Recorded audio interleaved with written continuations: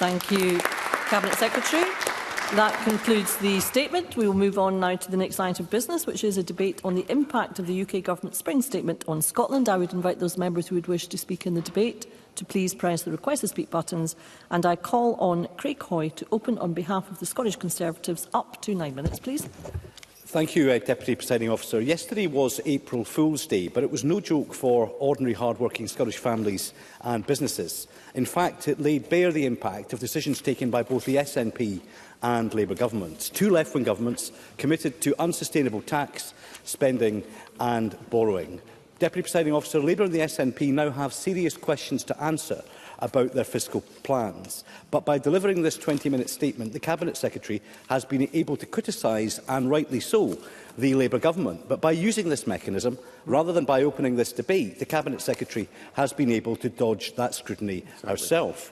More evidence that this government is unwilling and incapable of answering serious questions about the public finances on their watch. I think it's a bit of a cheek-taking intervention 20 seconds in when you wouldn't take an intervention 20 minutes in. I will take an intervention further in.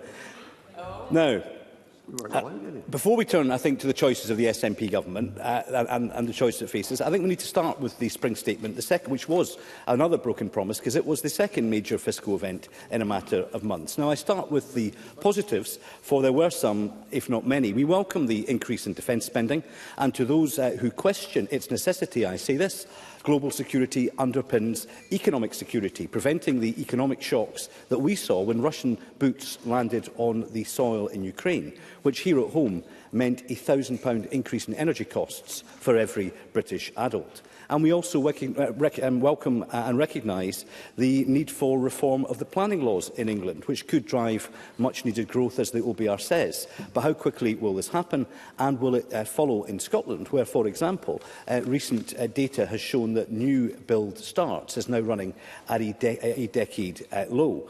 And we offer a cautious welcome to public. I will take an intervention on that point. Minister. But also recognise that the number of housing units being given planning permission is 30% higher over the last 5 years than the number of housing starts. Stuff is coming through the system. Craig Hoy.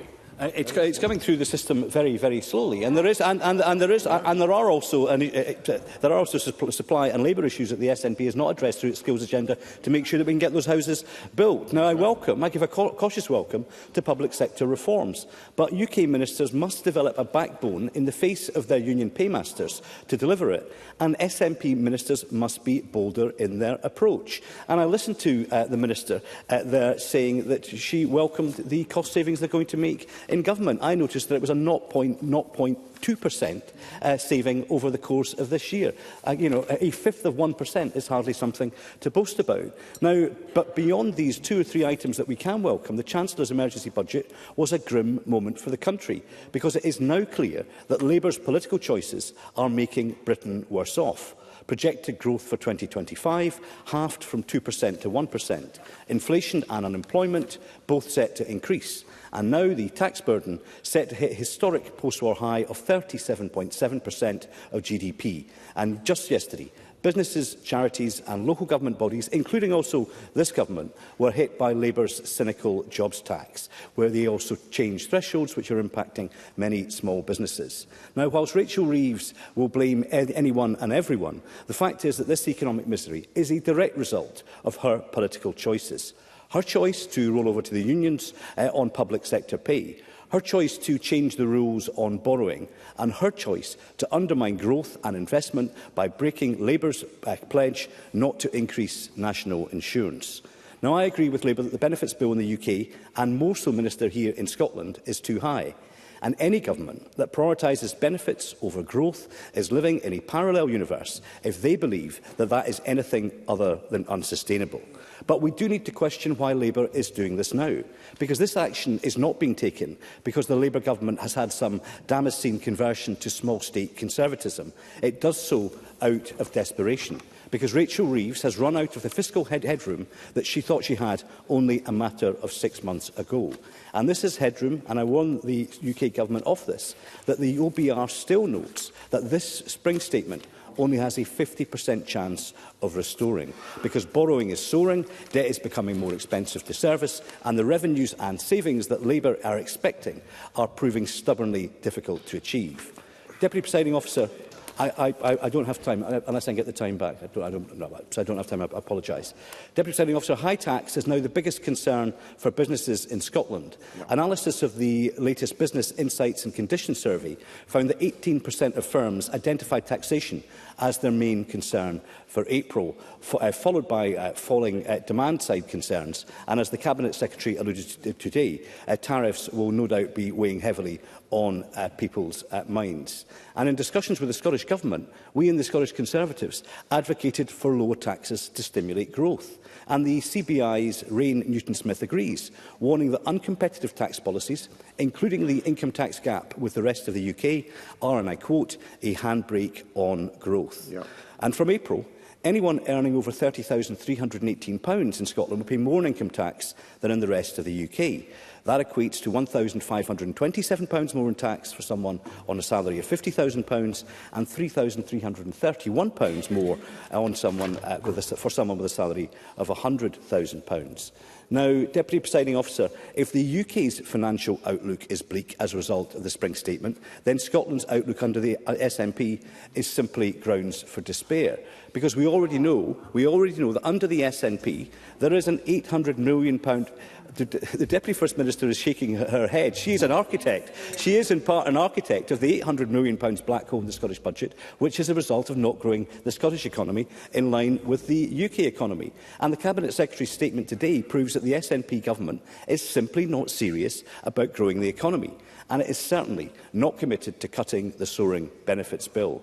Because getting people off benefits and back into work is good for growth, it is good for society, it is good for those individuals, and it is good for their families too. Fixing Scotland's broken benefits system isn't just desirable now, it is essential, and this is something the Scottish Government doesn't seem to recognise. I don't have time.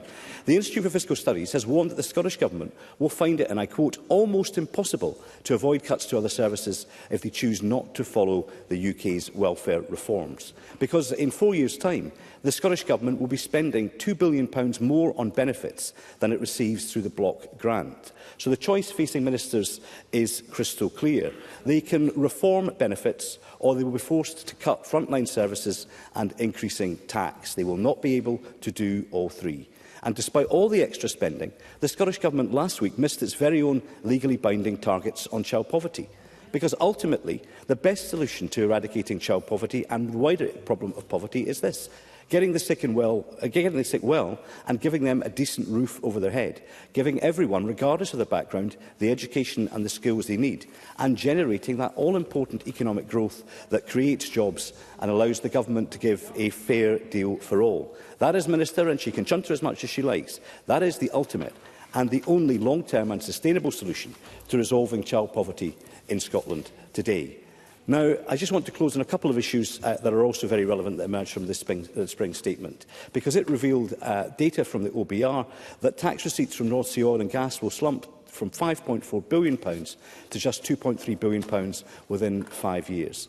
And whilst I echo the Cabinet Secretary's call for progress on Project Acorn, this sudden drop in oil and gas forecasts, and don't forget it, receipts that will pay for public services, is a result of the political mood music set by the SNP and Labour governments. And turning to public sector reform and efficiency, I echo the Scottish Government and the UK Government's focus and commentary on this. But I question, do they really have the appetite for the dramatic and disruptive reforms that will be required to drive the real savings that we need? And if I can just close on the cost pressures that are facing people out there in the real world beyond the Holyrood bubble. The SNP Government's chronic underfunding of local authorities means that Scots now face eye-watering, inflation-busting council tax and water bills. Households face the rise in the energy price cap, despite Labour's broken promise to cut fuel by £300. I'm almost over time. And now, yesterday, Keir Starmer's national insurance hike will mean higher prices for customers and job cuts or pay freezes for employees. Deputy Presiding Officer, Scots are now at a breaking point. They simply cannot absorb the quadruple whammy of extra costs that came forward yesterday. In the 1970s, Labour squeezed the rich until the pips squeaked. 50 years on, Labour and the SNP are doing the same thing to lower and middle-income Scots. Thank you, Mr Hoy. I now call Michael Mara up to 7 minutes. Mr Mara. Thank you, Presiding Officer. I greatly welcome this opportunity to discuss the UK Government Spring Statement and the broad economic and political context, which is the subject of considerable public debate across the country today. The country does face the real threat of a tariff war, the potential consequences of which can scarcely be overstated for Scotland and for the rest of the UK. As the New York Times said yesterday, President Trump is trying to rewire the global economic order. No, thank you, I'm going to make some progress. It's a matter of seconds in, on the basis as other speakers have said. So no size of economy, major, medium or small, is immune to the challenges presented by this kind of convulsion. Investor confidence in the debt markets are greatly impacted by this kind of exogenous volatility. And almost all of us in this Parliament, with some minor exclusions, want to see much stronger economic growth. The SNP government have recognised in broad terms that our ability to extract further revenue from our existing tax base is limited. The real question is, what is our strategy in Scotland to grow our median wage and our economic productivity? But last month the OECD warned that tariffs will take a significant toll on the global economy as it cut growth forecasts for a dozen G20 countries. And at the same time, the OBR has upgraded the medium-term growth forecasts for the UK as the government seeks to drive the economy and make strategic investments to modernise our infrastructure and increase productivity. Yes. Michelle Thompson, briefly. Thank you very much for taking this intervention. I accept and concur with these warnings about tariffs, but given how frequently this has been talked about over recent weeks, is he as surprised as I am that there was no strategic consideration or thinking in the Spring Statement about the potential impact of tariffs? Michael Mara. Well, I fundamentally reject that conjecture. There is not a strategic posture. The Prime Minister is involved day and night in trying to deliver the best possible deal for the whole of the UK, putting the interests of the country first in that regard. We have to make sure that we have an economy that can deliver the kind of public services that we need, and we are fully involved in those conversations at UK government level to make sure that we can get that best deal. Those long-term decisions, of course, that are taken by the Chancellor mean that the growth forecast has been revised up for next year and the year after and for the remainder of the forecast period. The Chancellor's decision to invest for the long term is designed to not just to secure our economy but our public services for the long term. To put it bluntly, she is currently engaged in a rescue mission for UK public services, given the inheritance she received just 9 months ago. Because that Chancellor, Rachel Reeves, inherited an economy where there had been no growth for 14 years, no thank you sir, which had in a year an in-year fiscal black hole where the National Reserve had been spent 3 times over in the first quarter and public services were in a state of collapse in need of immediate investment. And that is the context in which difficult decisions have been made. We cannot return to a situation of soaring interest rates like the Tories inflicted on us. Instead, under this government, there have been 3 rate cuts in the term of this government, and that's a vital help to those people with mortgages. Any return to the chaos of vast unfunded and unfundable spending commitments, whether on services or on tax cuts on both sides of the aisle, would mean rapidly spiralling borrowing costs, which, as a highly indebted country as a result of those 14 years of Tory government, with national debt running at 100% of GDP, we do not have the fiscal space to contemplate. The room for fiscal manoeuvre is extremely constrained, and so the UK government is facing up to the fiscal realities in front of them. But the Cabinet Secretary's statement today was replete with both spending demands and revenue-raising rejections, and it has to be considered in that context. Ever more borrowing is not available, but nor is it affordable.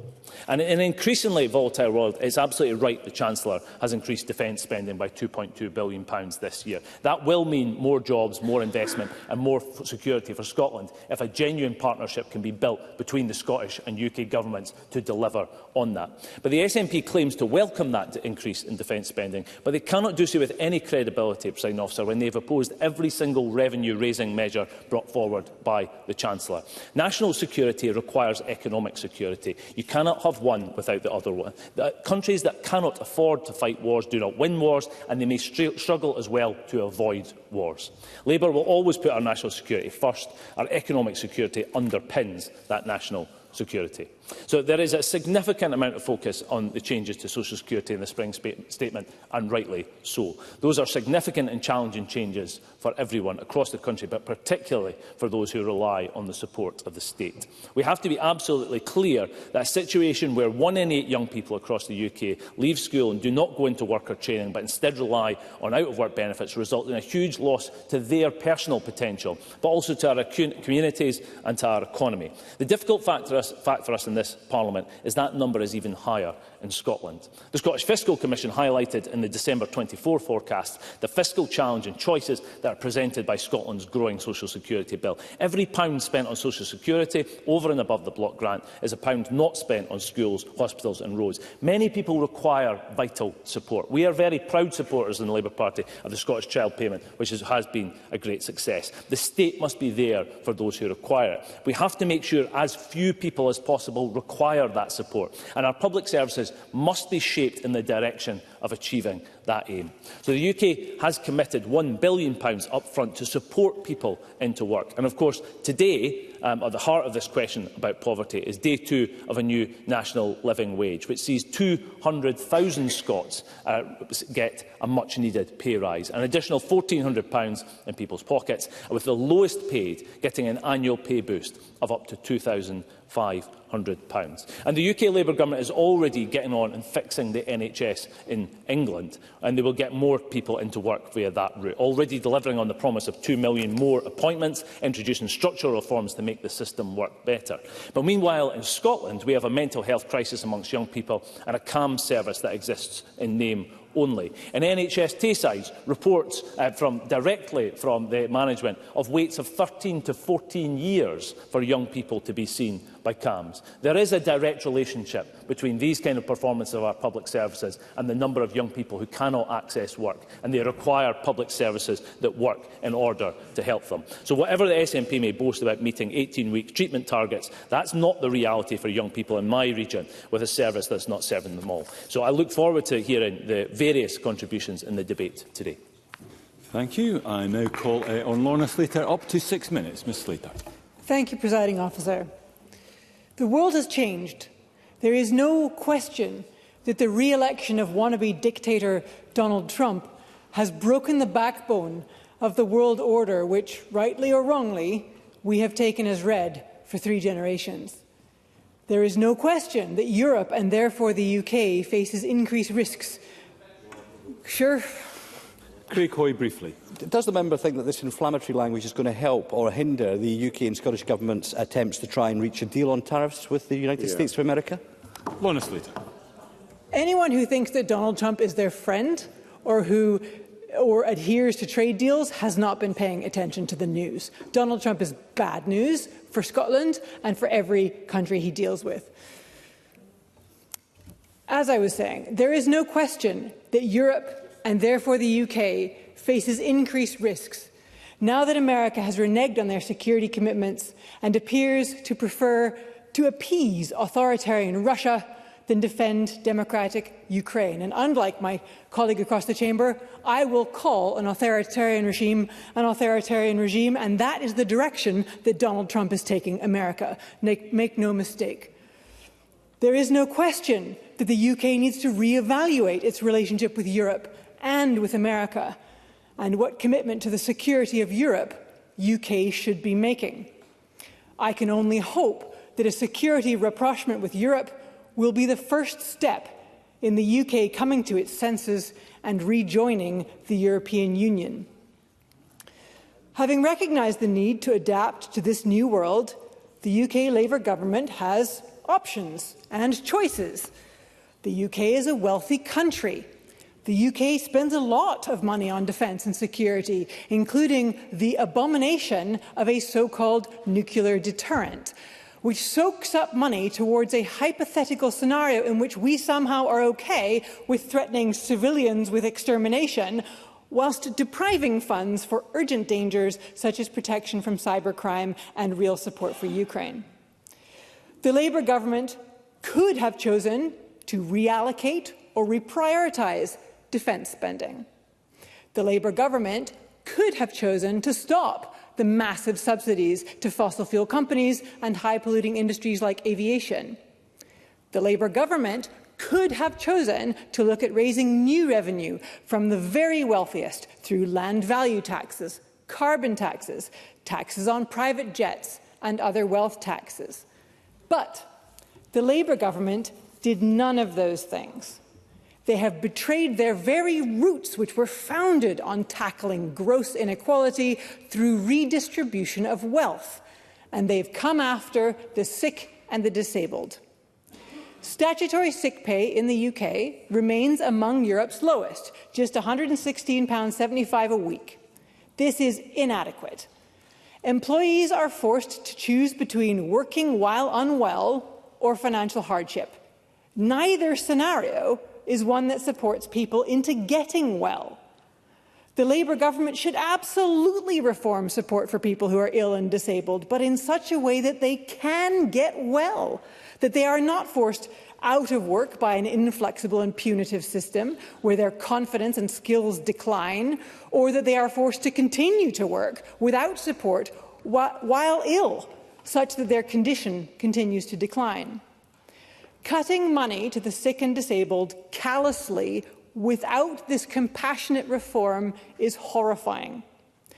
Changes to the assessment for PIPs will mean people qualify for the daily living payment only if they face major barriers to performing everyday tasks, meaning people who require assistance washing or supervision or prompting to go to the toilet would no longer be eligible. The Resolution Foundation said the current Parliament would be among the worst on record for living standards. All the members here will know from your own constituents that cost of living is the absolute top of their constituents' concerns. And here we have a Labour government choosing to turn the screws on the sick and disabled instead of the super wealthy. When the UK decides to cut spending, Scotland's budget gets cut. Every member of the Chamber should be angry about this. Not just that Scotland cannot fully control its budget, but that we cannot plan ahead. And Scottish budgets that we vote into law can be blown away like dust in the wind by a change of UK government policy. Day after day in this chamber, we hear about the challenges of tight budgets, and this spring statement turns the screws on Scotland as well. Very briefly, I've only got 7 minutes. I appreciate it. Does the member recognise that actually the budget for this financial year will go up as a result of the spring statement? Lorna Slater. I would like to see the numbers on that, because we've heard of real-term cuts today from the Minister. In conclusion, Presiding Officer, the UK government has made choices here. They could invest in the green economy, tax great wealth, remove subsidies for polluters. Instead of doing these things, Rachel Reeves has chosen to make life harder for those who are already struggling. Scotland's electorate will have their chance next year to decide if they approve of this choice. And I hope someday soon they will have their chance to decide whether they want these decisions to be made by Westminster at all. Thank you very much. I now call Alex Cole-Hamilton, again up to 6 minutes. Mr Cole-Hamilton. Thank you very much indeed, Presiding Officer. And can I just echo the remarks from the Conservative benches at the start of the debate, that I do think it's a very odd way of going about the business of this Parliament to lead with a government statement without intervention or questions and then go straight into a debate. I hope that ministers will reflect on this, as will business managers. Presiding Officer, the spring statement was a missed opportunity to deliver the change that communities across Scotland are crying out for. At last year's general election, the people made their wishes very clear. Their overwhelming rejection of both the Conservative Party and the Scottish National Party was a demand for something better. The Chancellor claims to be focused on economic growth. In that case, she should have supported businesses by scrapping the planned hike on employers' national insurance, which is in effect a tax on jobs, a tax on employment. Instead, this government is inflicting yet more pain on small businesses just when they need help the most. Rising costs, business closures and economic stagnation. Labour's choices currently will only make these worse. That means more boarded up shops on our high streets, fewer jobs, struggling local economies. This statement was also a hammer blow to our GPs, pharmacies and care homes, all of whom will see their tax burdens rise. I will. Michael Martin. I appreciate the member giving way. Does he recognise that the UK Labour government put in place a series of reliefs for small businesses across the UK as a quid pro quo for the national insurance increases for high streets? It just wasn't replicated by the SNP government. Alex Cole-Hamilton. I recognise certain efforts were made to mitigate the impact, but they're not universal. And there will be businesses that go to the wall. There will be GPs that have to shed staff or have to close their lists as a result. And the Liberal Democrats have repeatedly warned the damage caused by employers' national insurance rise. We have fought to exempt health and care providers, exactly the kind of businesses I'm talking about, from this unfair tax. But the Labour government is just not listening. It didn't have to be this way. The government could have raised the money by listening to Liberal Democrats, by asking the big banks to pay their fair share, reversing tax cuts handed down by the Tories, asking social media giants to pay more. And I am concerned, Presiding Officer, that in the face of expected tariff announcement, we may actually see a decreasing amount of digital service tax retrieved from those big social media giants, and online gambling companies also should be asked to pay their fair share. Instead, ordinary people, small businesses, are being squeezed still further. And by refusing to scrap the cruel family farm tax, the government has made it clear it does not understand rural communities. I do, however, welcome their announcement on defence spending. The Liberal Democrats have consistently urged the government to commit to spending 2.5% of GDP on defence, with a clear plan to reach 3% as soon as is possible. And we're optimistic that this investment will support jobs in Scotland, and it is imperative to our national security and the security of Ukraine. But there is still much more to do to rebuild our economic and defence ties with our European allies. We do need a new security alliance with Europe. That becomes even more urgent in the light of the unpredictability of the Trump administration, something that we are seeing again today as the world awaits news of his tariffs, an event in the White House Rose Garden at 9 p.m. tonight that business are dreading. A straightforward way to strengthen our economy is to repair ties with Europe through a youth mobility scheme, one that allows Scots to live, and to work and to study across Europe while welcoming young people here in return. It's a win-win, and I'm frustrated the Labour government have so far refused to properly act on that. Strengthening our security and economic ties with Europe is more important than ever. The SNP government has always been very shaky about acknowledging Scotland's important role in defence, but Liberal Democrats are clear. Scotland makes a vital contribution to the security of the UK and to Europe, and we should be proud of that, whether that's in our dockyards or in our personnel. The Scottish Government also has a major role to play in growing Scotland's economy, but they are failing to grasp the opportunities that lie before us.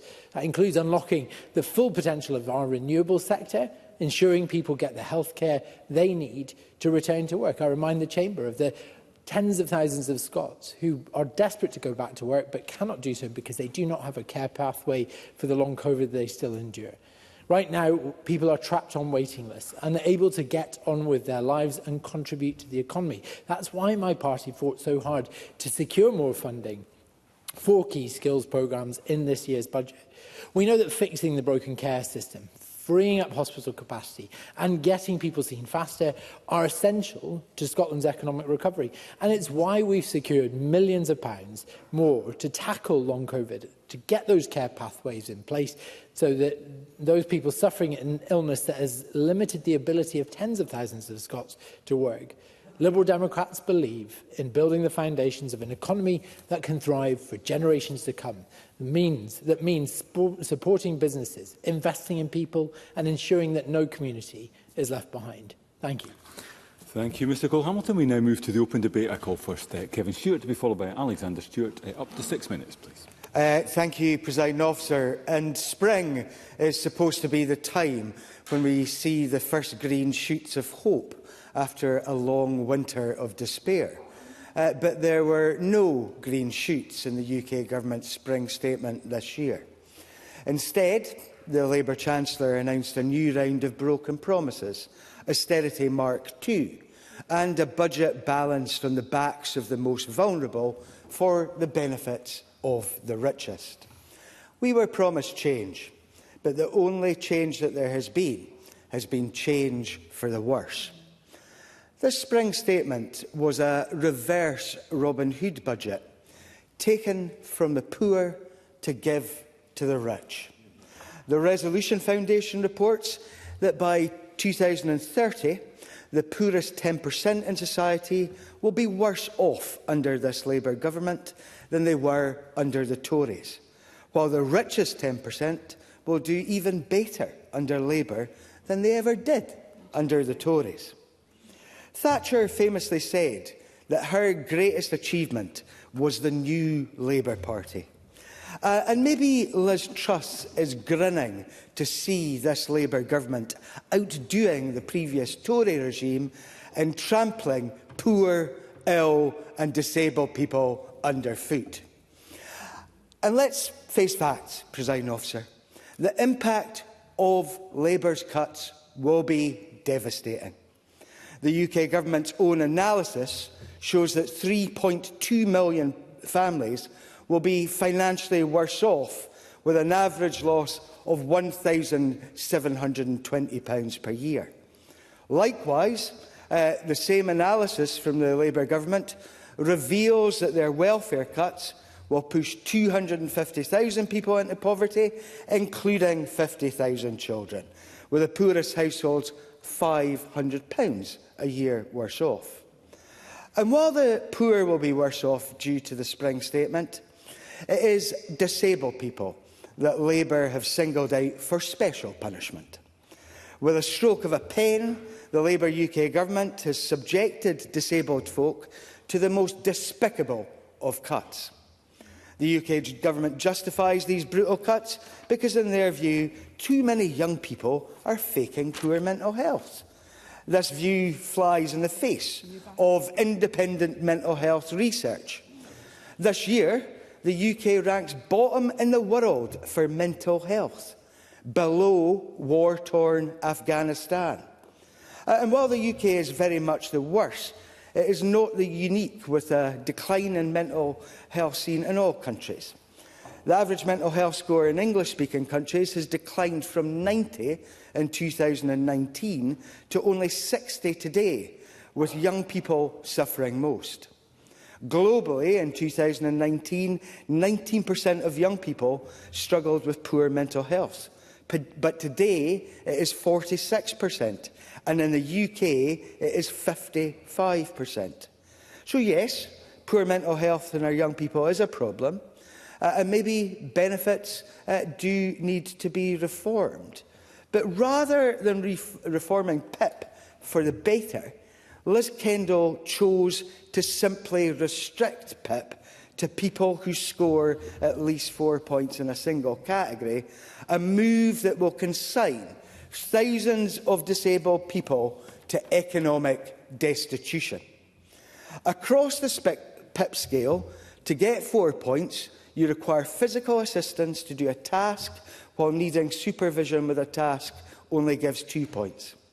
So it will be those, as Lorna Slater has said, who require supervision with a day-to-day task who will face the brunt of these changes. As it stands, a disabled person who needs supervision to wash, dress, eat, toilet and understand complex decisions would be entitled to the highest level of PIP. Soon they will receive nothing, not a single penny piece. The UK government says that they will be fine if they get a job. But we are yet to hear where all of these jobs for people who can't wash, dress and toilet themselves actually are. And of course, the UK government is also doing its level best to destroy the economy and ensure that there are fewer jobs by imposing a brutal national insurance jobs tax. And for those caught between the UK government's brutal cuts and economic mismanagement, we in Scotland must strive to remain a beacon of hope in the sea of British despair. But the impact of Labour's spring statement will hit home on the Scottish budget as well, with the OBR predicting a cumulative reduction in borrowing consequentials of £1 billion to the Scottish budget over the next 5 years. And likewise, while a decade ago we were promised that we would be £1,400 better off together, the Joseph Rowntree Foundation concludes that the average family will be £1,400 worse off by 2030. While we will always strive to be that beacon of progress and hope, as the waves of despair from this Labour UK government's actions crash against us, it is clearer than ever that Scotland must unshackle herself from the UK's sinking ship and chart her own course as an independent nation. Thank you very much. I now call Alexander Stewart to be followed by Kenneth Gibson. Up to 6 minutes, Mr Stewart. Thank you, Presiding Officer. I'm pleased to contribute to this debate. Last summer, many of us were warned about the economic damage that would ensue if Labour were to form the next United Kingdom government. And since Labour came to power in July, we have seen many of these fears come to reality. Inflation increasing once again, and the UK growth stalled in the second part of 2024. The latest forecasts predict that in 2025, growth will be half of what it was previously predicted. While this is bad news for the British economy, none of it is too surprising, Presiding Officer. This is a high-tax, high-regulation government which is undermining the confidence of business across the whole of the United Kingdom. However, businesses here in Scotland also have to deal with a second high-tax agenda which is coming from this SNP Scottish Government. Labour's spring statement was effectively an emergency budget, which enabled and needed to sign a sign of direction and change that and show and give a backing to the economy, and that did not happen. With the prediction of the tariffs coming, and we've known about this for some time, we would have hoped that there would have been improvements to provide certainty. That certainty, Presiding Officer, once again is lacking. Labour's decisions to increase defence spending can be welcomed in the light of the continued uncertainty in Europe. But in terms of growth, however, the long-term investment in our economy, the spring statement failed to deliver the clarity and the certainty that is needed for taxpayers and businesses right across Scotland. Whilst the Labour government says that its growth is its #1 priority, they suggest it's its #1 priority. It, however, is not reflected at all in this spring statement. The increase in the national insurance contributions alone is a significant impact on staffing decisions for businesses right across the country. This increase doesn't even come into effect until this week, but it already has seen many companies freezing recruitment and increasing their prices. We know that the tax increase will cost jobs and slow economic growth. The only question is by how much, Presiding Officer. It isn't even the fact that the job tax will be creating uncertainty in labour markets. The government itself is pressing ahead with their workers' rights reforms, which are being opposed by employers the length and breadth of the country in every shape and size. Not content with charging companies more for the privilege of employing people, the Labour government also wants to tie up employees and employers with red tape. The Federation of Small Business has said that these reforms are clumsy, they're rushed, they're chaotic and they're poorly planned. That is not what business needs to hear from this new government in supporting them going forward. They've also said... Happily? Okay, briefly. Is Alexander Stewart seriously suggesting that giving a pay rise to 200,000 Scots, the lowest paid Scots, is something that is simply red tape? Or is he suggesting that giving people day-one rights on sick pay, or that ensuring that they're not subject to fire and rehire or to a zero-hours contract, that's bad? Is that Alexander Stewart. I thank the member for the intervention. You can't achieve that if you don't have the growth that's required within the nation to make that happen. And you know that, and you're not achieving it. They have also said that the proposals will deter small businesses from taking on staff, and that is the case. Small businesses are being deterred from taking on staff, and that is a disaster for economic growth. Correct. The Office of Budget Responsibility has been clear that the full impact of these reforms is hard to predict because of the insufficient detail that's been held. This means that growth forecasts for the coming year could even be lower than predicted. The Office of Budget Responsibility has also highlighted the fall in North Sea oil and gas revenues by the end of this decade. As a result of that, we could see a fall for more than half, from £5.4 billion to £2.3 billion. It is also the result of anti-investment policies from both the UK and the Scottish Government that they're slowly turning their backs on that industry. That industry has 100,000 jobs supporting that sector. Presiding Officer, we cannot go down that road. We cannot put that kind of strain on our economy. We must ensure that everything we do is supporting the environments and supporting the businesses within our community. The SNP cannot forget the legacy that they have, because their legacy so far on success in this prospect of the economy is not good either. We still have difficulties that are being forced on the economy by the actions and the deeds of this SNP government.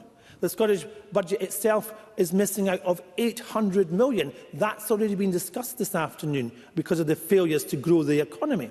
These benches have long been calling for the SNP government to use their powers over tax and spending, to cut taxes for hard-working Scots, to pass on all the business rates reliefs in full, and to centre and create pro-business and pro-innovation environments across Scotland. That's what we want to see, but we're seeing the very opposite. Labour policies have already damaged the UK's economy, but because of the SNP, the damage continues. So in conclusion, we will continue to champion policies that talk about ensuring that we can provide well-paid jobs, that we can see a growing economy, and we can have effective and efficient public services. That's exactly what the Scottish public expect from both governments. This spring statement is bad for the economy, it's bad for business, and it's bad for consumers. Thank you, Presiding Officer. Thank you, Mr Stewart.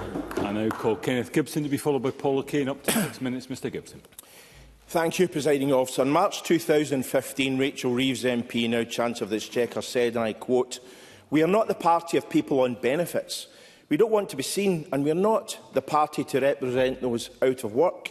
Adding that, she had robust policies to ensure spending would reduce. Well, a decade later, she has been true to her word. Not that Labour said so in last year's election campaign. Anna Sawal's once defiant, now hollow proclamation, "Read my lips, no austerity under Labour," casts a long shadow over the chamber today. Last year he vowed to stand up to Keir Starmer, to be Scotland's voice at Westminster. Yet following the UK Spring Statement, aptly dubbed Austerity 2.0 by Labour MP Zara Sultana, with modest exceptions, the branch office here in the Scottish Parliament has been conspicuously silent. Only 3 of you even bothered to turn up for this debate this afternoon, Mr Mara. That's how important you viewed your own Spring Statement. Gibson, through the chair, Michael Mara, briefly. I know how much regard he has for Paul Johnson, the Institute for Fiscal Studies. Does he agree with him, then, that this Spring Statement does not represent austerity in any way? Kenneth Gibson.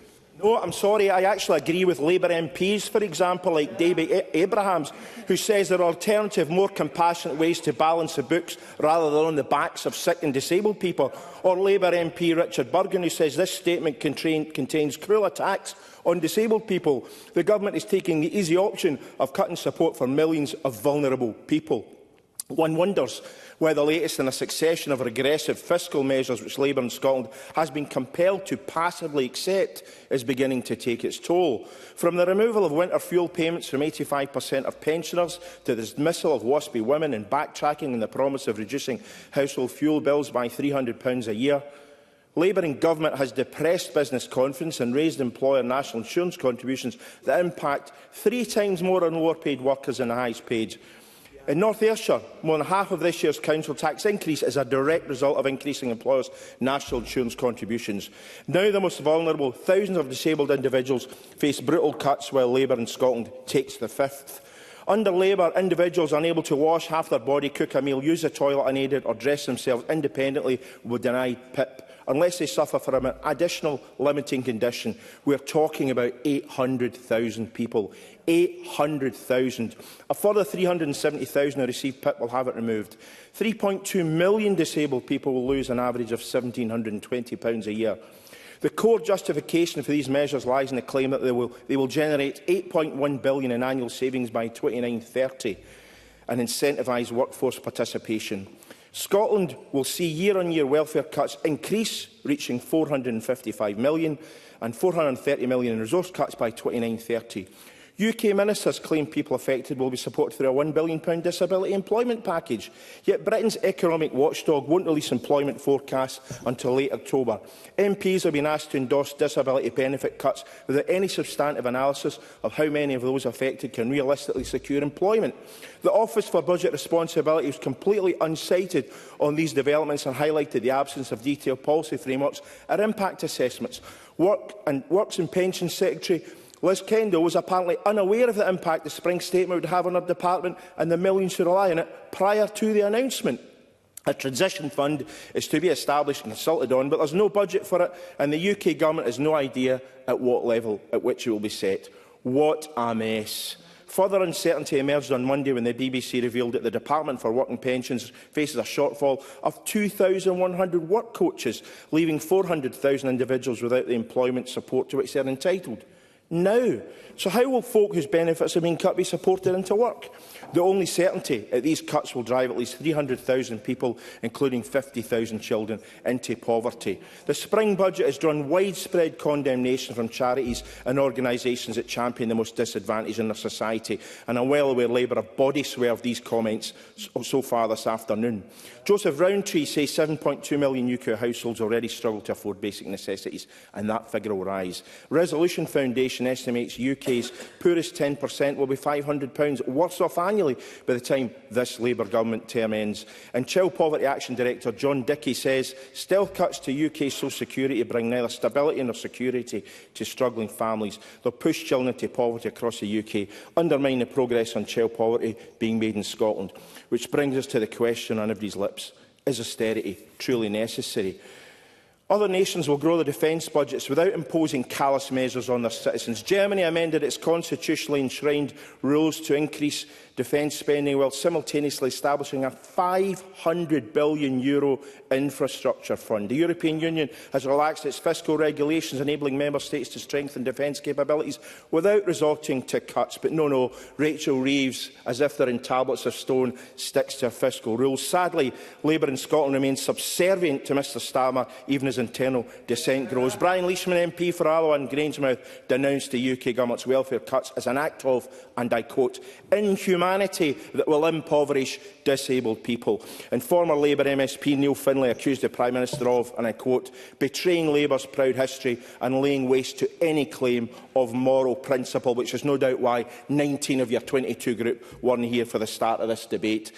And I note that Carol Mochan is here and has turned up recently, and she said, you cannot balance the books in the backs of people who require benefits just to have a passable standard of living. And still the condemnation goes on. Meanwhile, GDP per capita continues to fall. Presiding Officer, Labour is undermining Scotland's economy and public services with cuts aimed at impacting the most vulnerable. If Labour wants to be the party of social justice rather than an instrument of calculated indifference, it must abandon punitive cuts. It's clear more than ever Scotland must become an independent nation, or we will pay the price. Paul O'Kane to be followed by Emma Roddick. Up to 6 minutes, Mr O'Kane. Thank you very much, Presiding Officer. These are deeply serious global times. And we have already, I think, in some contributions this afternoon acknowledged the changing nature of the Western Alliance and the global economic and political consensus on which so much has rested for so long. That has been fundamentally shaken. Even today, as we await the imposition of universal tariffs by the world's largest economy on friends and foe alike, the world continues to move at pace and in ways that nobody wanted to see and which don't often to us make rational sense. And I think those are factors which have been referenced increasingly by parliamentarians of all parties in debates and statements over the past few weeks. And I think that is welcome, that degree of seriousness that is required in debates such as these. And I don't believe there is anyone on the government benches who doesn't recognise how much those events will buttress our own national finance, regardless of whether carves-out are secured or what the scale of those tariffs may be. And of course, all of that is coupled with an urgent need to spend significantly more on defence in the UK and right across Europe to undertake a programme of rapid rearmament. And those are decisions that have to be made and realities that we have to face up to.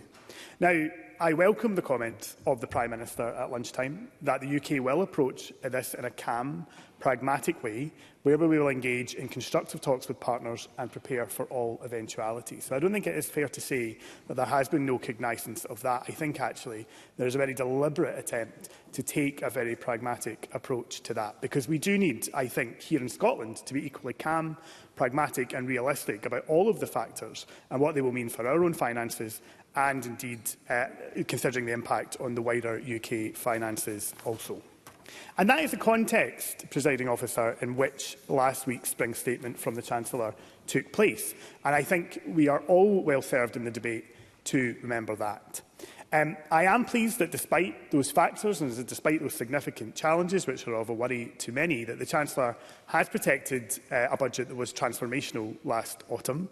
We have seen policies come into place in the last few days that will make a genuine difference to the life of many people here in Scotland. The uplift in the national minimum wage, the highest lift in the minimum wage since it was created by the last Labour government, yesterday delivered a pay rise to 200,000 of the lowest paid Scots. And that sits alongside a generational change to the rights of workers, to ensure that work is secure and that it supports people who are undertaking work, ending fire and rehire, ending exploitative zero-hours contracts and in securing rights from day one. I don't think that's something to be ashamed of, as the Conservatives seem to think. I think that is something that this government has prioritised because it is the right thing to do to support people in work and ensure that they have the right support. I'll take Stuart McMillan. Stuart McMillan, briefly.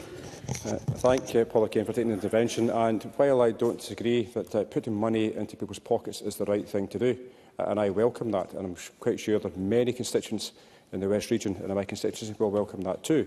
However, does Mr O'Kane also acknowledge that taking money out of the pockets of people who are disabled is not the right thing to do? Paul O'Kane. Well, Ms McMillan makes an important point about work and the importance of work, and I've said in this chamber a number of times that there are too many barriers to people who want to secure work to ensure that they can continue to progress, and we have to make sure that we break down those barriers, and I will come on to speak more widely about that in the course of my contribution. That budget also confirmed no cut to the Scottish budget, affirming that game-changing rise of £5.2 billion to be spent here in Scotland through that largest block grant in the history of devolution. And there was also a large-scale package of capital investment into infrastructure across the UK, including here in Scotland through a renewable future, through mechanisms such as GB Energy. And even in the spring statement itself last week, that confirmation that Labour will invest in the Scottish shipbuilding industry through a boost in defence spending was vital, at a time, of course, when we know that the SNP are sending Scottish shipbuilding jobs abroad. So I do note in the Cabinet Secretary's statement, which she made, that she welcomed an increase in defence spending, although, as usual, I think it's clear there's been a complete rejection of all of the ways in order to pay for that. And I don't think we've heard anything serious from the government benches about how issues should be paid for. And I would gently suggest as well to the government, if they care to listen, that at such a dangerous time, a policy of unilateral nuclear disarmament is deeply unserious. It does not recognise the real challenge in Ukraine and the issues therein. And that is before we mention the impact that it would have on jobs and the economy in my West Scotland region and the constituency of my colleague Jackie Bailey.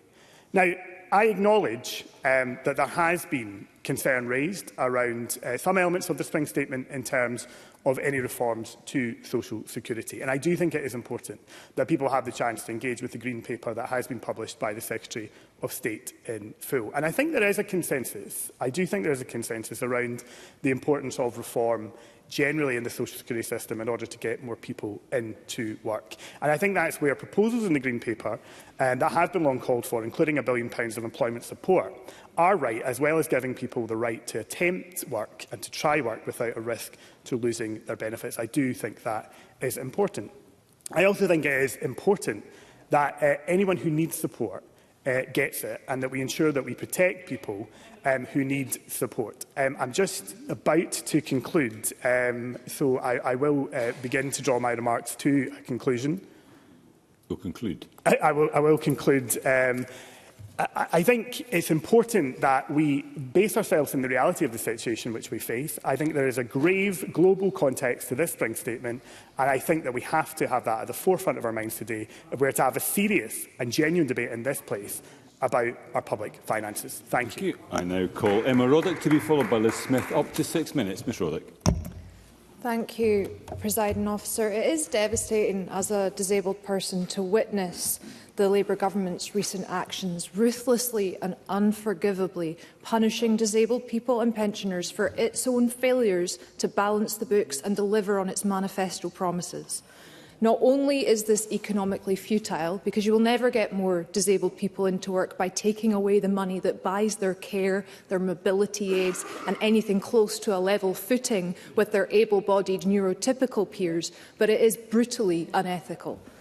During the last Conservative government, Disabled Spaces Online discussed papers that had been made public which considered extensive options to reduce the money that's been spent on benefits. Suggestions like narrowing eligibility for PIP and discriminating against certain groups of people were highlighted as surely too far for the Tories, including by many in the Labour Party who frequently made comments extremely similar to those that I'm making this afternoon. That it is a Labour government taking forward these reforms is devastating to everybody who voted Labour last year thinking that they were voting for positive change. The SNP has been working hard for years with targeted benefits and programmes to lift children out of poverty, but UK Labour is dragging them into it. The proposal to remove incapacity benefits from anyone under 22 is not only ignorant and ageist, it is cruel. It ensures that people who have a whole life ahead of them, which could be productive and happy if they have the right support, instead are going to live in poverty and misery if they manage to live at all. I again want to remind people that adult disability payment, personal independence payment, universal credit, these are not necessarily out-of-work benefits. Disability benefits are a recognition of the extra costs faced by those successful claimants who often can't function without the things that they use the money to purchase. Universal credit is often needed by people who are not making enough money despite being in work, even if they're taking up multiple roles. Many who claim these benefits are out of work, but knowing a lot of these people myself, I am aware that this is more a reflection on employment practices and societal norms than those people and their own attitudes towards work. Because whether you can do full-time hours or not, whether you experience brain fog, chronic pain, fatigue, an inability or a struggle to do things that others find easy, like reading, sitting, standing, writing or speaking, people generally want to feel fulfilled in their lives. And even the most well-off pensioners that I know usually volunteer, take on part-time work, find things that they can do to be productive. Looking at how many disabled people are unemployed and concluding that you must take away the little money that they have to force them into a workplace that is not set up for them and likely won't hire them anyway is ridiculous and demonstrates either extreme ignorance or a terrifying cruelty and inconsideration of the risk that this puts those lives in. Brutal changes to personal independence payment are blatant attempts to remove money from people with mental health issues, whom Labour seems to think are unworthy of support. But they will affect people who have a wide range of conditions. As Kevin Stewart and others have already outlined, there will be people who cannot dress themselves or wash without help, who see their payments disappear. Now, how will they pay somebody to help with these intimate tasks in order for them to be able to show up to any job? Of the 800,000 people who will lose out on the money that they rely on to manage their conditions thanks to Labour's cuts, how many will be unable to keep their jobs as a result? Labour's broken promises are piling up at a truly remarkable speed. I can only assume that Keir Starmer and his team believe that these punitive cuts to the most vulnerable will be forgotten by the next election, but they will not. On heating payments for pensioners, WASPy women, Grangemouth workers, GB Energy, no austerity, people are going to remember the harm that is being caused today. Instead of standing with us against the surge of the far right by protecting human rights in the face of growing risk across the world, Labour is all but handing them the next election. And I said Labour's decisions devastate me as a disabled person. They also dismay me as a nationalist. Because all of this reminds me, and I hope it's not lost on my constituents in the Highlands and Islands, that it doesn't matter who's in power in Whitehall, the Tories or the so-called party of devolution. It does not matter how lacking in conscience we, and I mean the Scottish Parliament, not just my own party here, believe their decisions to be. It doesn't matter how vast the gap is between approaches here and there. Our spending, our plans, our powers can all be badly impacted with no notice or consultation. Funding that we have great plans for can disappear at the whim of a UK minister. We've had some incredible successes in Scotland through devolution, and I'm proud of the progress that has been made in this place. But this doesn't work because we can do better and we need independence. Thank you. And I call Liz Smith to be followed by Martin Whitfield. Up to 6 minutes, Ms Smith. Thank you. And I think the debate has shown so far that it is important to put the spring statement into some context, particularly in terms of the challenges that are facing the Chancellor, those that are external rather than the self-imposed ones. And these challenges are very considerable, whether that's the very considerable uncertainty in the international markets as a result of the very belligerent protectionist policies that the Cabinet Secretary spoke about in her statement, and of which are very much across our newspapers this morning. They make very grim reading, and I think we should be in no doubt about that. Likewise, the very considerable uncertainty in the US defence policies, which mean that we have to prioritise increases in the defence budget, and of course the further increases in world energy prices. So when the Chancellor says that the world has changed, she is quite right in that. But of course that's only half the story. The OBR reports suggest that 1/3 of the internal growth problem is down to structural weaknesses in the economy, and 2/3 to a fall in business confidence, the problem with higher interest rates, which Craig Hoy spoke about, and to a fall in business confidence because of the expectations factors. And of course, we heard at the Finance Committee yesterday that the OBR has also been very critical of the late delivery of some aspects of Reeve's plans, which have made economic forecasting even more challenging. And I have to say, I think we've heard that before in another context.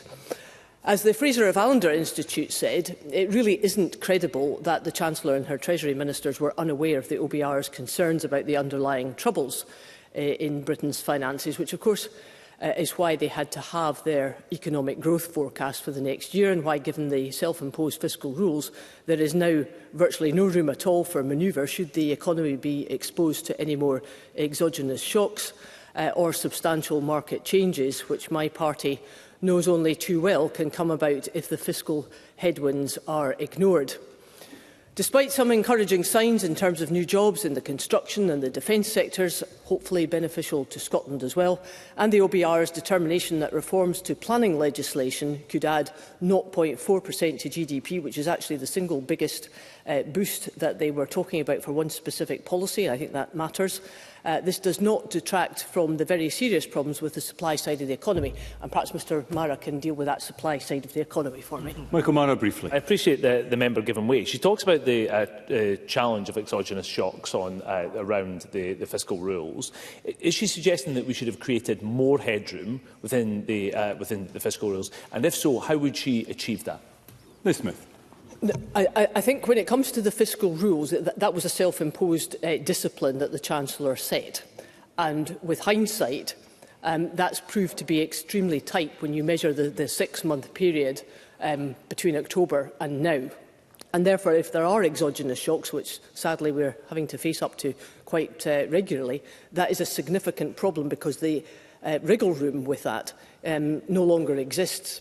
So I think there are issues about that, and I think Mr Gibson was talking about some of the other European countries where they've had a different approach to some of their fiscal rules. So I think there's a lot to be learned about the world economy as to how the UK government would interpret that. Now, of course, on top of all this, we've had the imposition of the highest tax burden, serious issues that have resulted from Labour's national insurance tax on jobs, because that's what it is, and they're having particularly detrimental effects on retail and hospitality, and of course the tax increases that we've seen on British farmers.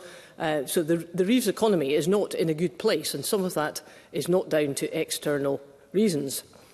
Now, I don't blame the Chancellor for addressing the welfare problems. She's quite right when she says that the size of the budget is unsustainable and that the current structure is not doing nearly enough to attract people back into the job market.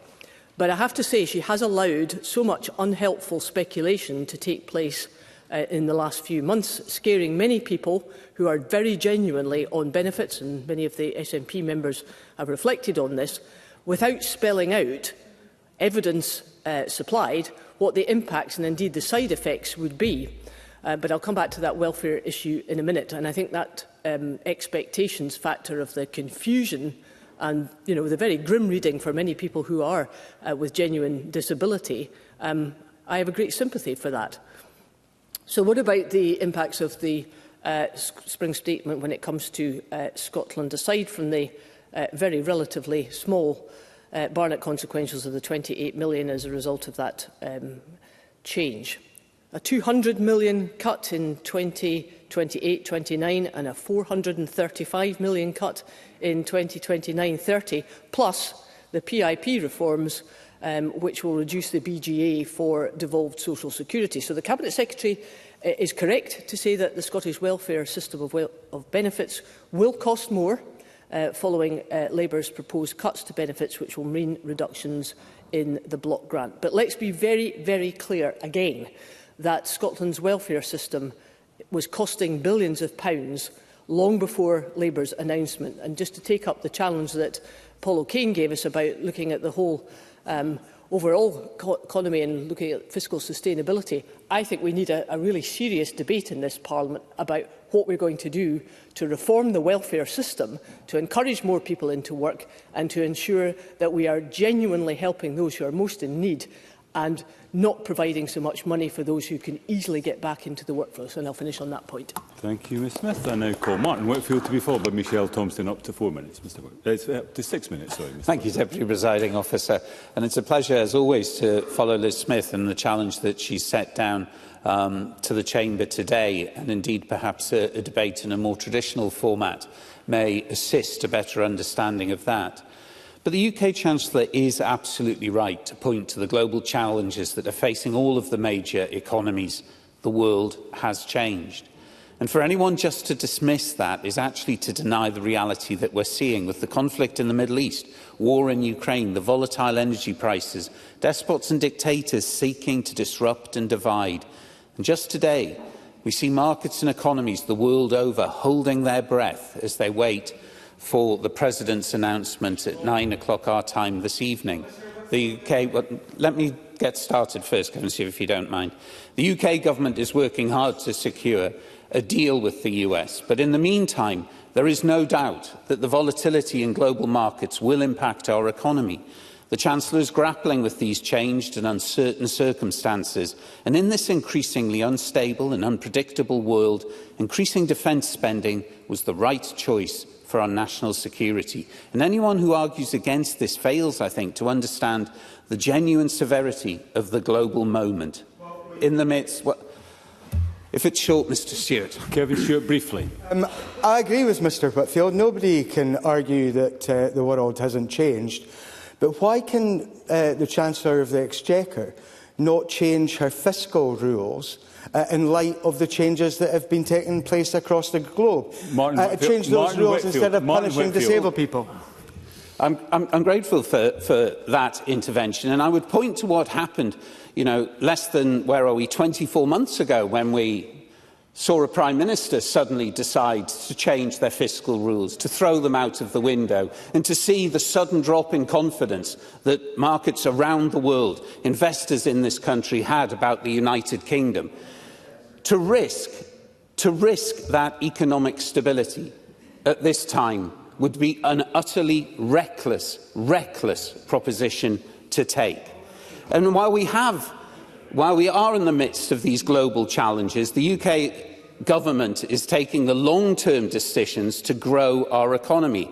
And as we've heard, the OBR recognised last week upgrading its growth forecast for next year and indeed every single year thereafter, with a cumulative growth forecast period now higher than expected at the time of the budget. And the OBR can see that the decisions that are being taken by this UK government will lead to economic growth. The increase of £2.2 billion to defence spending in 25-26 will mean more jobs, more investment right here in Scotland.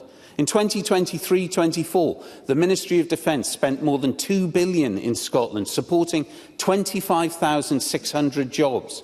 Current UK defence investment represents a huge boost for Scottish shipbuilding.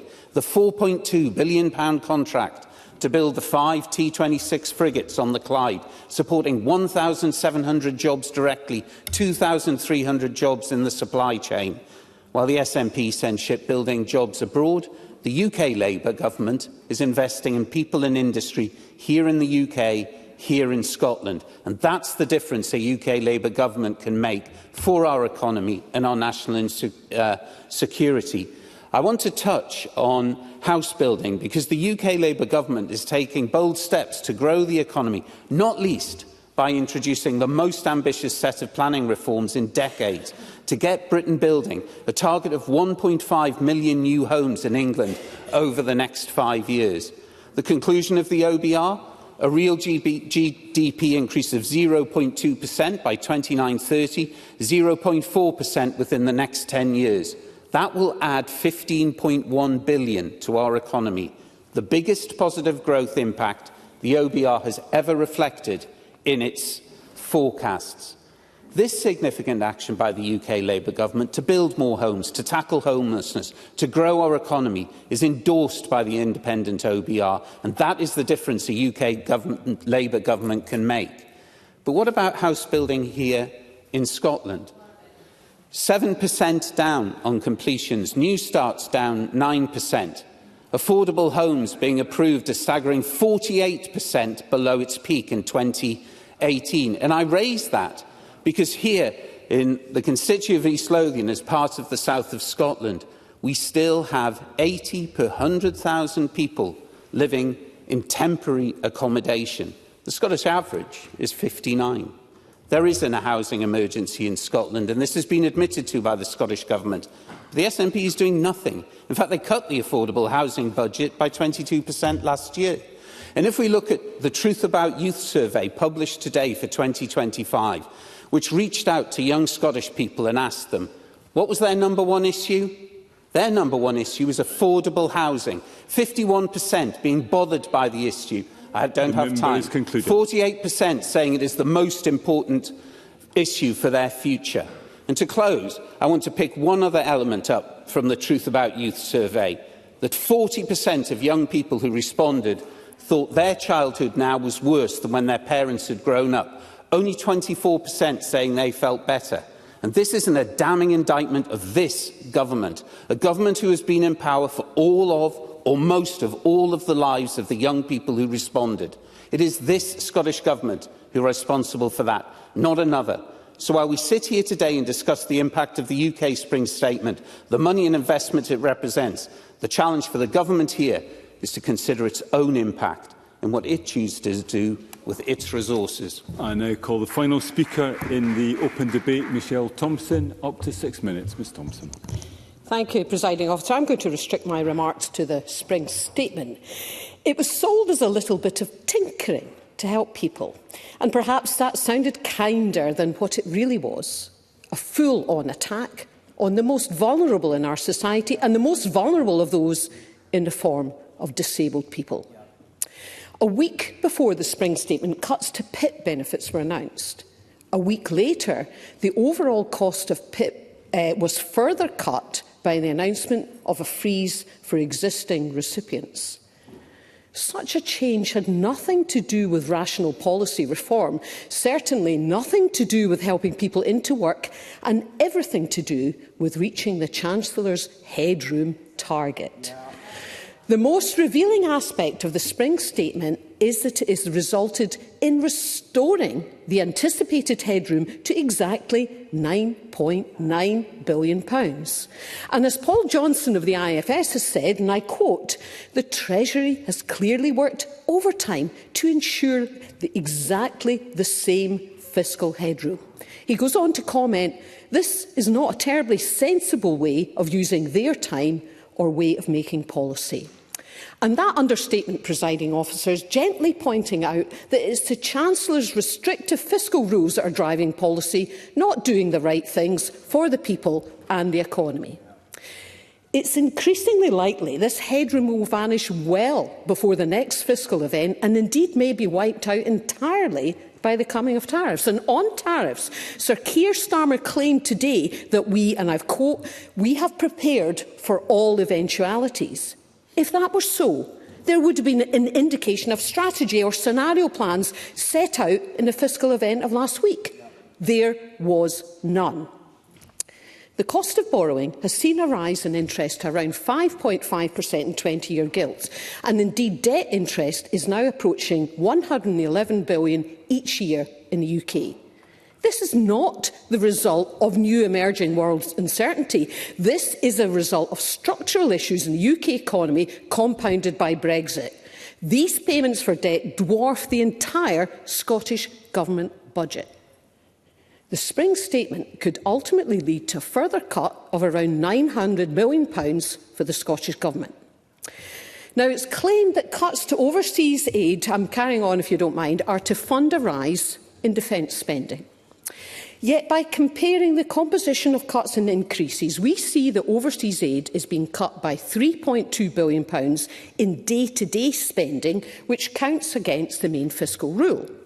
However, the rise in defence spending is very different, with only £0.6 billion in day-to-day spending. The planned increase in defence spending is over 90% in capital, which is completely different to current patterns of defence spending, where only 35% is in capital. In other words, the net effect of the changes to both overseas aid and defence is to contribute £2.6 billion towards restoring the headroom target. And even after all this effort, the OBR gave only a 54% chance of the current plans achieving a budget balance by 2029-2030. And even that 54% is predicated on an end to fuel duty freezes, which we all know will not happen. The spring statement also shaved more off the earlier announced plans for departmental budgets. And as we know, it's assumed that the UK government administration budget will be cut by 15%. But details on this are scarce. Looking back to previous Labour governments, there were regular efforts to achieve governmental savings, but none ever materialised. Indeed, in almost all cases, expenditure administration rose. As the Fraser of Allender Institute have put it, the spring statement is riddled with optimism bias. There is, of course, a very large elephant in the room. How, I wonder, could we address the needs to generate growth in the economy as a means of improving our economic health and do something to tackle the international uncertainty born of wars and Donald Trump tariffs? Perhaps a pre-spring statement survey from YouGov can help. Amongst even Labour voters, closer trade links with the EU is seen as the best option, with 65% thinking it would pay greater economic dividends compared to a mere 15% who favoured benefit cuts. The electorate seem to have a better grasp of economics than the Chancellor. Presiding officer, you know I favour quotes to illustrate my points in a speech. Drawing this time from the show Wicked, I would say Scotland is through with playing by the rules of someone else's game. And quoting the show again, I'd go as far as to say this fiscal event is a load of old shiz.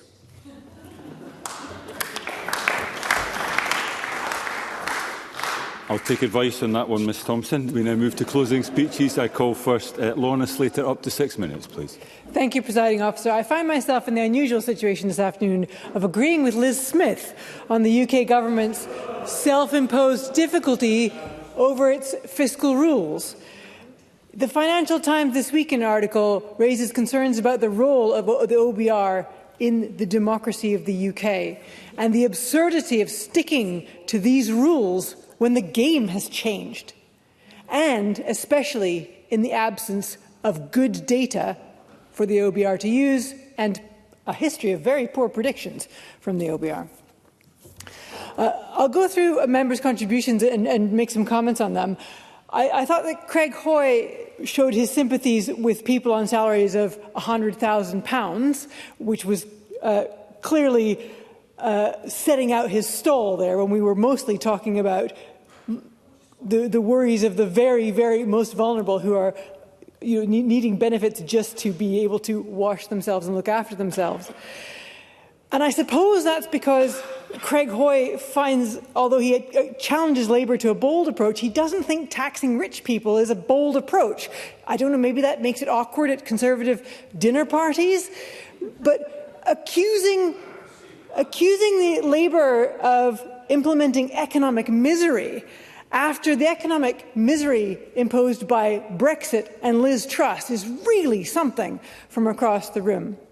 I would further challenge that a benefit system, a compassionate social safety net that looks after everybody and gives everybody a fair chance can never be described as unsustainable.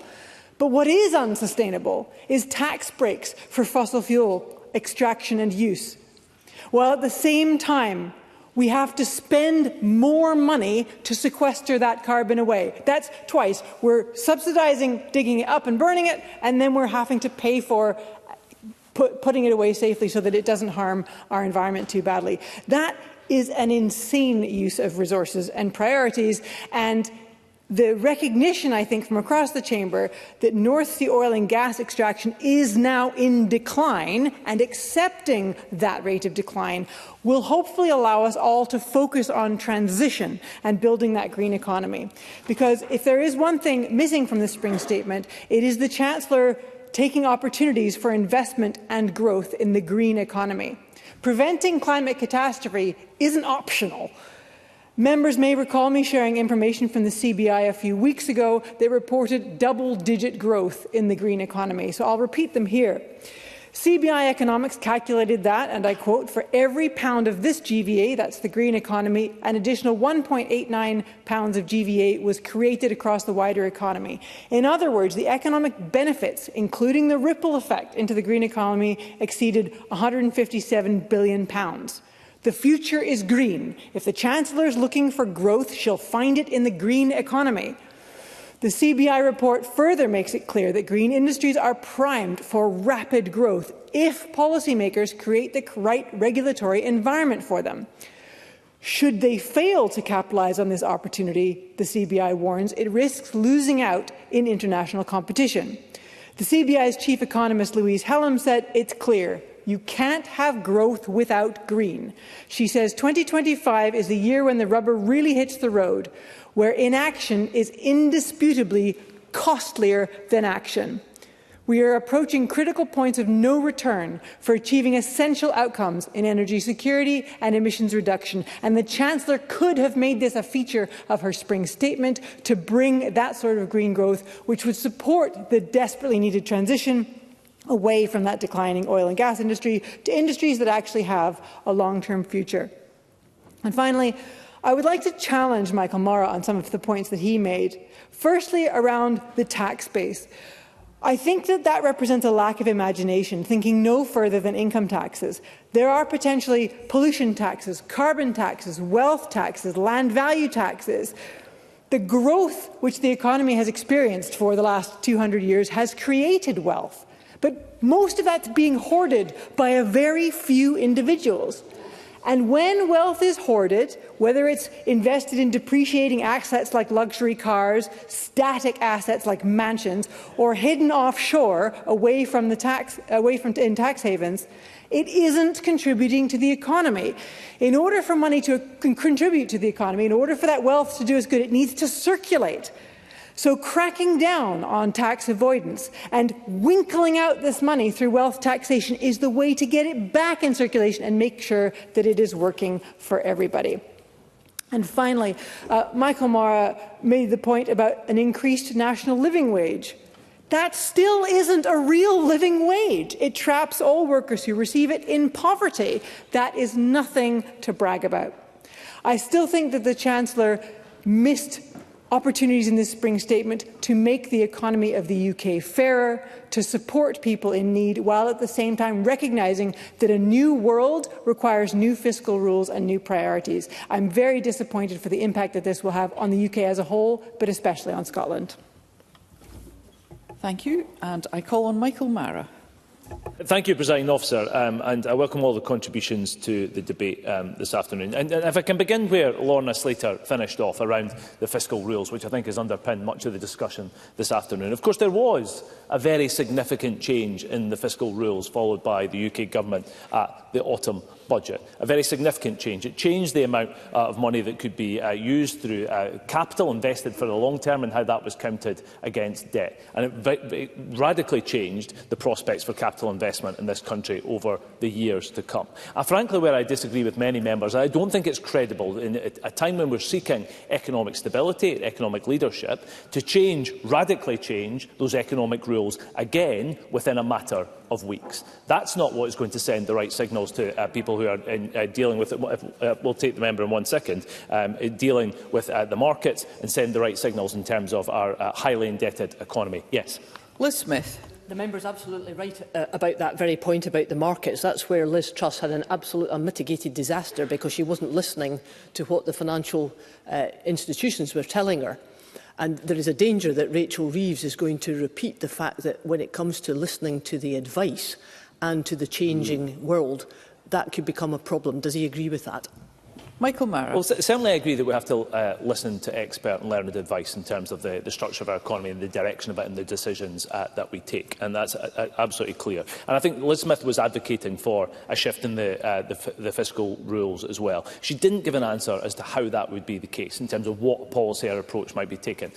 There's a challenge here, I think, about how we achieve the higher amount of fiscal headroom that Liz Smith appeared to be advocating for. And there was, I think, members on the benches, in particular Michelle Thompson, was advocating for also, to try and provide. Now, if that's not to be provided through cuts to public spending, if it's not to be provided through higher taxes and finding a match of the two, then indeed where was it to come from? I thought Michelle Thompson seemed to be simultaneously advocating higher debt in the UK economy and then also bemoaning the high indebtedness of the UK economy. If I can say to her, to quote Wicked, that indeed is defying gravity, Michelle Thompson, I think that you will find. So I think also Kenneth Gibson also made similar points, bemoaning the situation regarding the fiscal rules. No answer again as to what those fiscal rules should be. And there were some calls from the front benches, what about Germany? Of course, the situation in Germany is that they have indebtedness of 62% of their GDP in comparison to 100% of indebtedness in the UK economy. And if you'll let me finish this point, I'll be happy to take the Cabinet Secretary.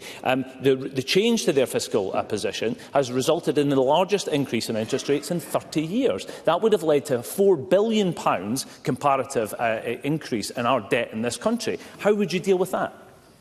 Cabinet Secretary. The thing to ignore, though, is that other EU countries have similarly set aside defence spending outside of their debt rules and have managed to do that successfully.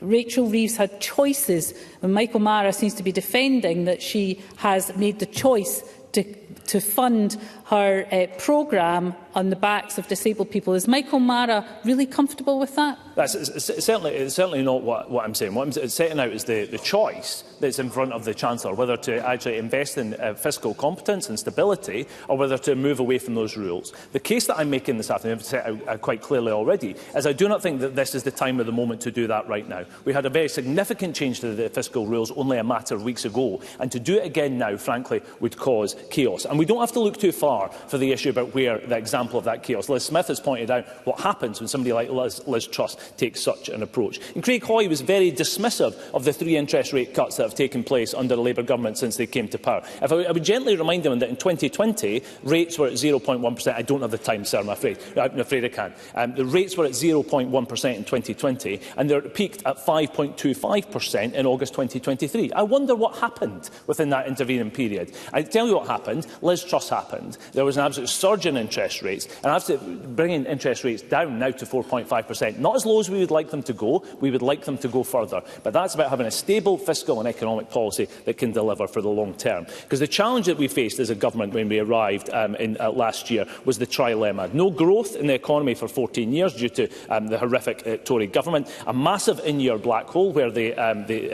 National Reserve, Presiding Officer, had been spent 3 times in the space of the first quarter. And public services in crisis. That's the context, I think, that Martin Whitfield was talking to about the utterly reckless approach that was being advocated by people in terms of the abandonment of the fiscal rules at this point. Because he also pointed out, I think in a very fine speech, the real positive impact that investing in housing for the long term, using that capital headroom that we've created, can actually have. The biggest ever OBR, a positive policy adjustment that's been made in the budget. And that has overall resulted, that last budget in the autumn, in £5.2 billion of additional spending for this government to invest in public services in this country, Presiding Officer. And I have to say once again to the SNP that being responsible with the public's money is not demanding £70 billion of additional spending and then opposing every single revenue-raising measure to do it. The latest excuse now is that we change the fiscal rules to try and find a means to obtain more debt without ever recognising the impact it would have on our interest rates.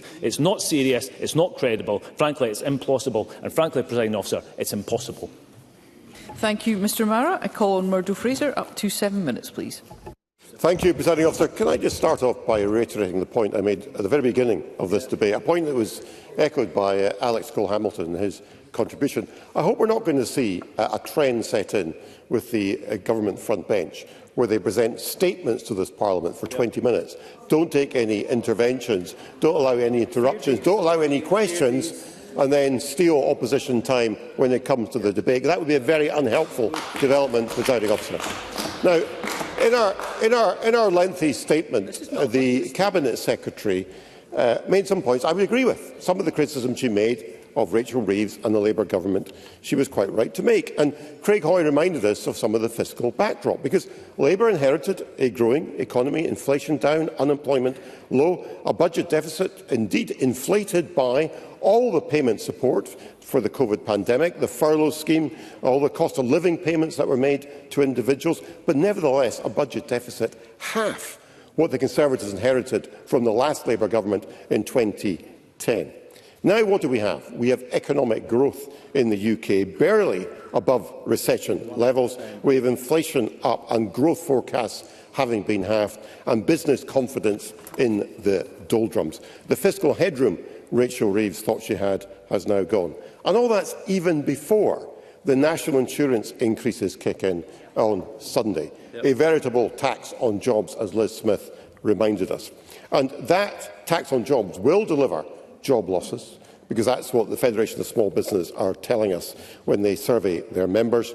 And the Office for Budget Responsibility estimate that national insurance increase will lead through to lower wages, with 76% expected to deliver lower wages for their staff from 26-27. And against all that, we have the threat of tariffs, and we'll learn more in a few hours about the impact that will have. And I would say gently to Lorna Slater, I think it's really important we don't inflame the situation in this chamber or elsewhere by making comments that might be unhelpful. You know, we don't have to love Donald Trump, we don't have to like Donald Trump, we don't have to like his regime. But it's very important that those in positions of leadership in the United Kingdom don't overreact to what the action he might take. Now, the Cabinet Secretary referred to in her contribution, and a number of other SNP members did too. Yes, I'll give way on that point. Alex Cole-Hamilton. I'm very grateful to Murdo Fraser for taking my intervention. He's right to say that it's important not to overreact in these days of turmoil, but does he also recognise that it's important that the government not necessarily overly kowtow to Donald Trump, perhaps in the decreasing of digital services tax or other removal of payments that American companies pay to try and avoid the tariffs that are coming? Murdo Fraser. Well, I know Mr Cole-Hamilton drove a Tesla. I know he went and then sold it. I know he then went over to campaign for Kamala Harris. Maybe he's a little bit embarrassed about his actions, but I think it's very important we act in the interests of Scottish businesses looking to export to America, and we tread very carefully in this respect. But I was going to turn and look at some of the comments made by the Cabinet Secretary and SNP benches about rejoining the EU. Now, right at the moment, when we are potentially facing the prospect of Donald Trump imposing tariffs on the EU, but maybe not on the United Kingdom, nothing could be more misguided than look at rejoining the EU at this particular point until we see where that develops. It would be a staggering proposal from the interests of the UK economy. I will, briefly, yes. Michelle Thompson. I'd just like to know, I think it's extremely unlikely that UK would be able to rejoin the EU by 9 p.m. this evening when the announcement about tariffs will be made. But seriously, does he recognise that the UK has left itself between a rock and a hard place, aligned to the US with Trump at its helm and out with the EU? Surely that's a concern for him. Murdo Fraser. Surely the opportunity to strike a bespoke trade deal with the US that avoids the possibility of tariffs on Scottish and British exports is something we should all welcome and not try and denigrate, Presiding Officer. But we've heard about Labour's economic legacy, the broken promises we heard from others, the winter fuel allowance withdrawn, the farm tax introduced, hitting farmers, the national insurance increases I've referred to, the benefit cuts, the promised £300 cut in fuel costs not delivered. My good friend, our former colleague Neil Findlay MSP, sadly no longer with us, abandoning the Labour Party because of their, and I quote, vindictive and brutal policies. At least he had some guts, Presiding Officer. But that's enough about Labour. Let's look at the SNP record, because we now see a record tax gap between Scotland and the rest of the UK. And at a time people are struggling with a cost of living, we see water charges up, eye-watering council tax increases of 10% and more at the same time as people are seeing services being reduced. Our universities under threat, the University of Dundee facing 700 jobs cuts due to the funding settlement they're getting from the Scottish Government. But still, the cost of government goes up and up and up. More civil servants, 500 extra senior civil servants in the last 2.5 years. If Mr McKee was looking where to swing his axe, I suggest he starts with the Scottish Government and makes progress from there. But we saw dangled from the Cabinet Secretary the carrot of a wealth tax. Interesting proposal. I wonder if anybody on the SNP front bench can tell me how would that be implemented? Who would it impact on? How much money would it raise? In fact, is there any country in the world that has successfully implemented a wealth tax? If anybody on the SNP front bench can tell me where a wealth tax has been introduced, I will give way to them now. No, of course, because it hasn't, Presiding Officer. There is no country in the world that has successfully introduced a wealth tax. It is a chimera, just introduced to give the SNP something to say. In fact, their record is one of tax. We have the highest tax burden in the United Kingdom we have ever had in our history, and in Scotland it is higher still. But we do have a new policy from the SNP, and it didn't get mentioned today. A new policy, or rather a reheat of an old policy, full fiscal autonomy. Because the Cabinet Secretary wrote to the Scottish Affairs Committee in Westminster on the 16th of January, now saying the SNP want full fiscal autonomy.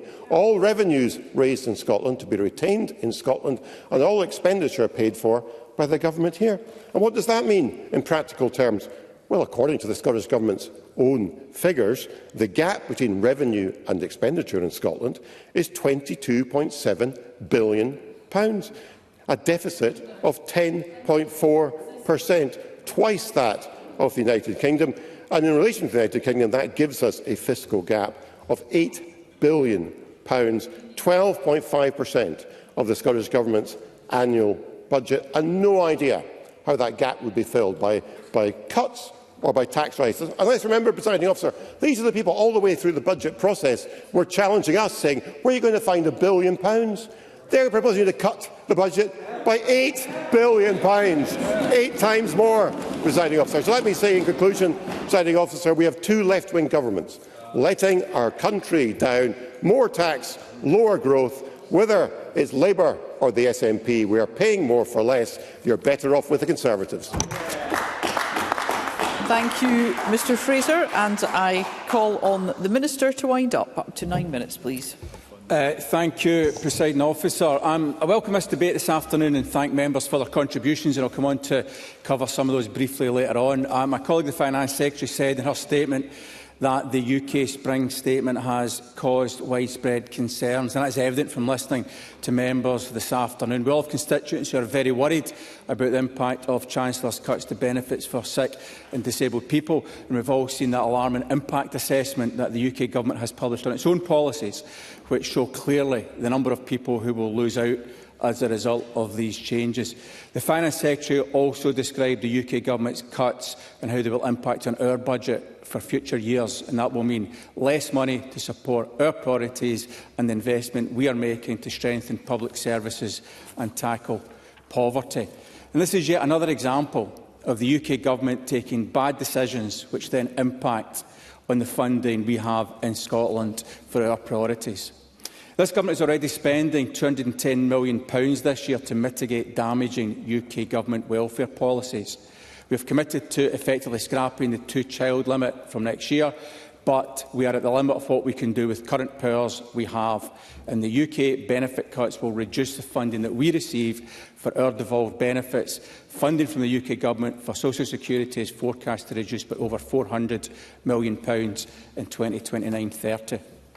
The funding challenges we face are made worse by the fact that the UK Government is short-changing us on funding for the rise in employer national insurance contributions to the tune of around £400 million. We have called on the Chancellor to commit to fully funding those additional costs, but again she has failed to do so, meaning the Scottish Government face having to take funding from frontline services to fill that gap. The Finance Secretary outlined earlier how we can expect... I thank the Minister for giving way. Talking about taking money from frontline services and putting it elsewhere, if the Government sticks to its guns on welfare expenditure and continues to spend £2 billion more in welfare expenditure than it received Barnett consequentials for, where is that money going to come from? Frontline services or tax rises? Well, it's quite clear that the Scottish Government is going to publish very shortly our medium-term financial strategy, our fiscal delivery sustainability plan, our public service reform strategy, which will outline very clearly how we are going to continue to balance a budget as we have every year for the past 17 years, and that's something we're going to continue to do into the future. The Finance Secretary has outlined earlier how we can expect our funding to be reduced in the years ahead, and this does make it essential that we focus on our priorities and ensure that our budget is spent effectively. And all of us in this Parliament need to understand that we need to not call for additional spending, as we've heard from, I believe, Craig Hoy himself, in one breath calling for tax cuts and in the other calling for more funding for public spending. Members need to understand the reality of that. And we also face the prospect of further cuts and tax rises at the Chancellor's autumn statement as she struggles to maintain her fiscal rules. So I want to talk briefly about our public service reform programmes, which are securing significant cost avoidance and cash releasing savings of more than £200 million over the 2 years up to the end of 24-25. And this is only the beginning.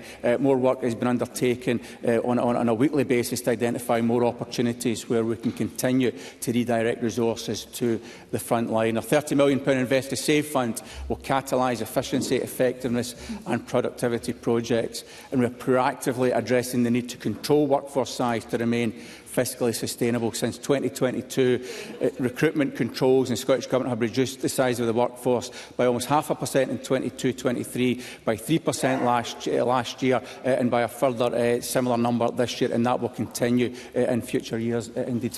Liz Smith. I thank the Minister for giving way. Is he in a position, or is the Scottish Government in a position, to be able to produce some statistics about the savings that have already been made that the Minister keeps referring to, so that we can have, and I'm sure the Finance Committee would welcome this, so we have a guide as to what progress is actually being made?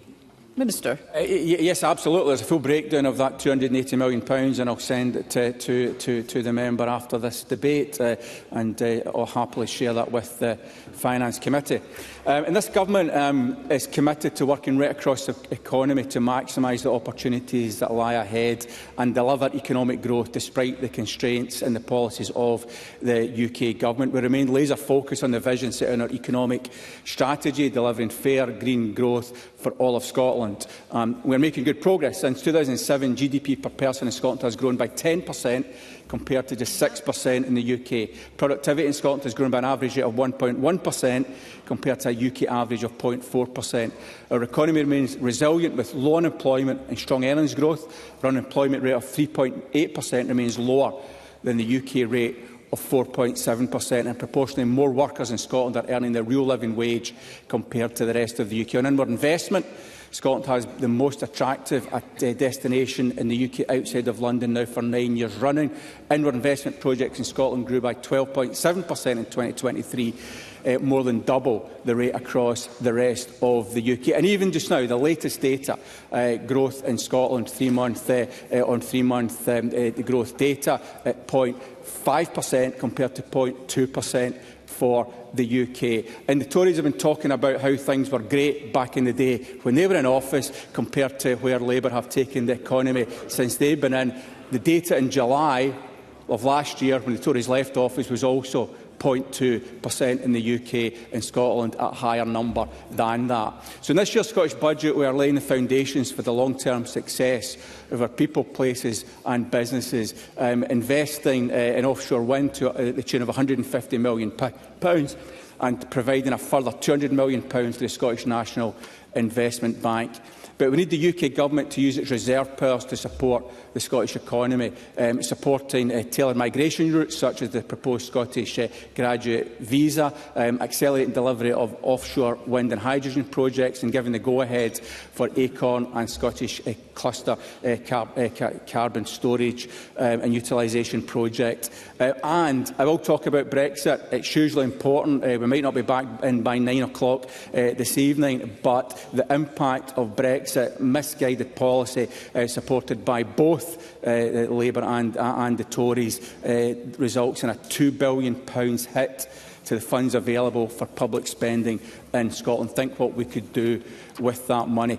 Turning to members' contributions this afternoon, Kenny Gibson highlighted very clearly the discontent within Labour ranks. A number of Labour members highlighting the misguided nature of the welfare policies being taken forward by the UK Government. Michelle Thompson expertly unpicked the optimism bias underpinning the UK Government spring statement. Liz Smith, as always, an intelligent contribution focused on the UK Government's fiscal rules. I think it's true to say that we will miss Liz Smith's contributions in this chamber when she retires. But I think the prize, as is often the case, goes to Kevin Stewart for working his nautical theme to death. Not only are we in a sea of British despair, not only do we need to chart a new course, not only do we need to escape from the UK sinking ship, but there was even more waves of despair hit us as we proceeded to take that path. So, in conclusion, Presiding Officer, it's deeply disappointing that we are looking at the prospect of welfare cuts and reduced budgets as a result of the Chancellor's statement. The Cabinet Secretary for Finance will set our medium-term financial strategy at the end of May. It's up to all of us in this Parliament to face up to those challenges. As we move forward, this Government will remain focused on our priorities: eradicating child poverty, growing the economy, tackling the climate emergency and ensuring high-quality and sustainable public services. These are our priorities. These are the priorities of the people of Scotland. But to deliver the full potential of Scotland, we of course do need the full powers of independence. Thank you very much, Presiding Officer. Thank you, Minister. That concludes the debate on the impact of the UK Government's spring statement on Scotland. It's now time to move on to the next item of business.